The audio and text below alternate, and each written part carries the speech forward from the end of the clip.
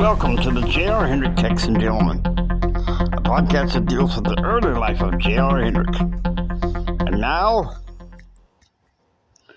we deal with his father on the weekend show of Fort Worth Times Weekend Edition with Andrew House.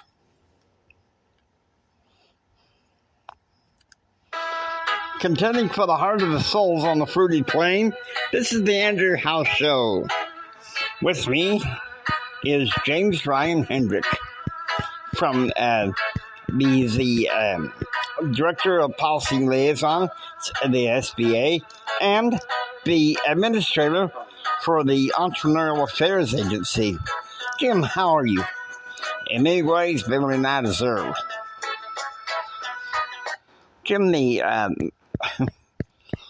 once again, the tabloids are having a feeding frenzy on your personal life. Like why your wife hasn't returned back home, the antsiness over your son's supposed honor grade at Texas Tech, and all that. To be honest with you, it's none of the tabloids' business. I think many of them are angered because I've disaffected from Clinton and because I refuse to go on Penny Dreyfus' case. Speaking of that, you have some basic information. I do. Here's what it is. Penny Dreyfus, her last name wasn't always Dreyfus. That was her maiden name, yeah. But she was once Penny Ruskin, wife of Webster Ruskin, who he put as a junior associate in the Roosevelt law firm. So he did some things regarding Whitewater. Oh, he'll sit there and tell people while he's in indictment that he had nothing to do with Whitewater. He didn't as much as trust Hillary. If he did anything, he did it because that Webb Hubbell was his friend and his boss. Do you believe that? Do you buy that? I'm not sure what to believe or buy. The fact of the matter is, the couple is separated. We do know that they're divorced.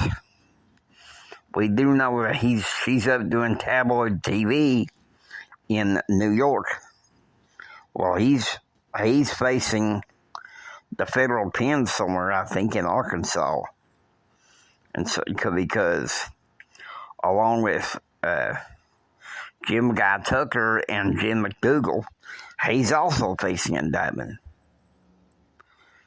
And you think this is just subterfuge to block responsibility from the president? I believe that. Look at what I'm trying to do. I'm trying to solve problems with what's going on in this government. What is Clinton doing? Subterfuge. You watch and see what his ads are about. If it's all subterfuge and social policy and BS, then nobody is going to want to listen to that.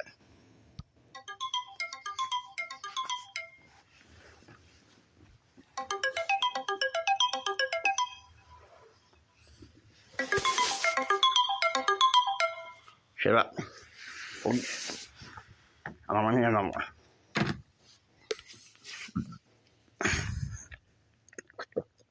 You don't think there's anything much that can be done, though.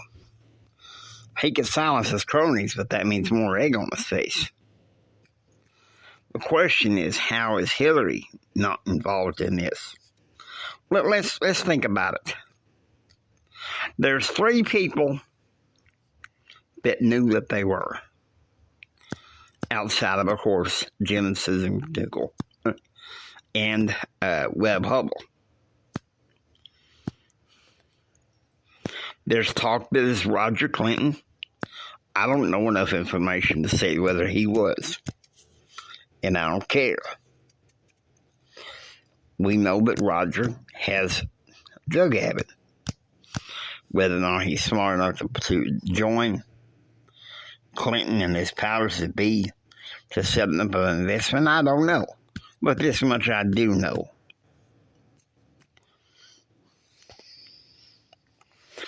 They are hiding behind the facts. But once again, Bill Clinton lied about Whitewater. Maybe he threw him a bone to shut him up for a while. But it's going to come back sooner or later. There's only so much that they can hide. You think that something will come out at some point? Something might come out, but I don't think I'm going to be among the powers of D.C. You know, you could resign, Jim. Return to where you could take Betsy and speak throughout the country. Speak your mind. You wouldn't have to answer to Clinton anymore. I don't answer to him anyway. I'm just consigned to this job until I have at least some satisfaction that it's been a job well done, that the mission has been accomplished. Other than that, that's all I got to say. Thank you, Jim. We're back with the phone call with a special guest, Congressman Chris Ormsby. This is the Fort Worth Times Weekend Edition show. Hope you enjoy listening to the J.R. Hendrick Texan Gentleman. If you like what you hear, please subscribe. Become a part of the adventure. This is the James Hendrick Empowerment Network saying until next time, get ready for the rest of the story. It's going to be bumpy from here.